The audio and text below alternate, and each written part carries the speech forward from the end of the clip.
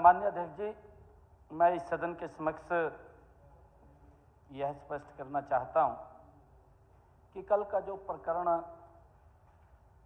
में शामिल हमारे कुछ हरियाणा सरकार के विभागों का पैसा था और बोर्ड कॉरपोरेशनों सहित संपूर्ण राशि मात्र 24 घंटे के अंदर हमारी सारी राशि वो वापस हमारे खातों में जमा हो गई है, जो वो राशि गई है। माननीय अध्यक्ष जी, लगभग बैंक द्वारा 556 करोड़ रुपए जमा कराए गए थे, जिसमें लगभग 22 करोड़ रुपया ब्याज का भी हमने लिया।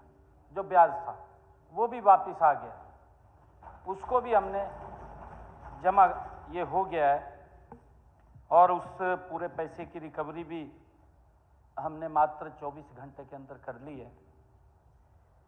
बैंक ने यह भी माननीय अध्यक्ष जी अवगत कराया है कि यह प्रकरण मुख्य रूप से बैंक की एक ही शाखा चंडीगढ़, क्योंकि बैंक से भी पूछा गया है, बैंक की एक शाखा चंडीगढ़ के 4-5 मिडिल और लोअर क्लास के कर्मचारी थे, जिन्होंने मिली भगत करके इस बात को अंजाम दिया।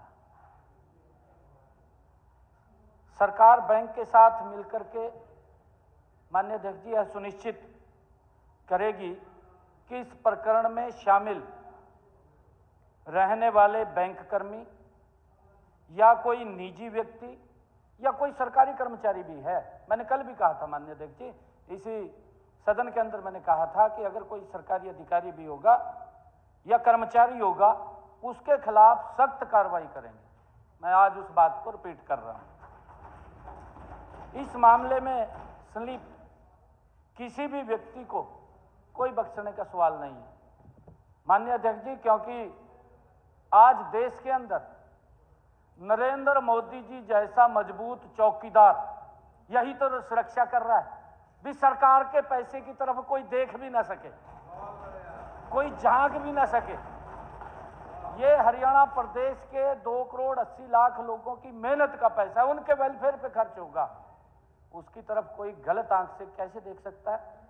उसके खिलाफ सख्त कार्रवाई हमारी सरकार करेगी। मैंने कल ही कहा था माननीय अध्यक्ष जी।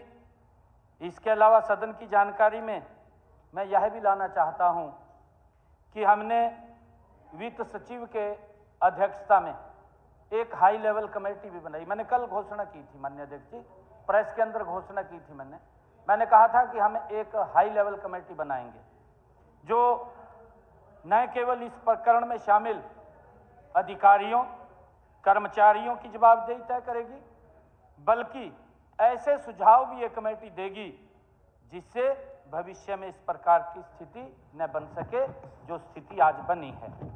माननीय अध्यक्ष महोदय, मैं बताना चाहता हूं, कांग्रेस के साथियों को शायद यह समझने में कठिनाई भी हो रही होगी कि अब हरियाणा में शासन की कार्यप्रणाली बदल चुकी है, क्योंकि कल और आज भी मैं देख रहा था, मैंने तभी ये कहा है कि बड़े बड़े बैनर्स लेकर के सड़कों पे घूमते हुए नजर आ रहे थे भी बड़ा घोटाला हो गया, बहुत ज़्यादा भ्रष्टाचार हो गया।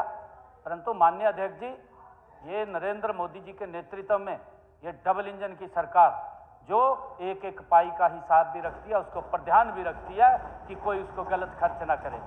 माननीय अध्यक्ष जी, हमारे विपक्षी साथियों को शायद इस बारे में जानकारी नहीं है कि अब हरियाणा की शासन प्रणाली भी वो पूरी रूप से बदली हुई है, बदल चुकी है। वह दौर अब नहीं रहा जब घोटालों को भी दबा दिया जाता था, जो घोटाले की फाइल होती थी उसको भी दबा दिया जाता था।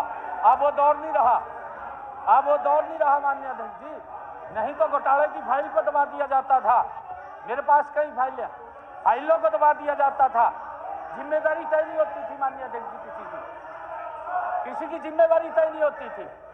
ये हालात थे माननीय अध्यक्ष जी। नरेंद्र मोदी जी के कुशल नेतृत्व में भारतीय जनता पार्टी की सरकार zero tolerance, all to corruption की नीति पर मजबूती से काम कर रही है। मैं ये हाउस को जानकारी देना चाहता था।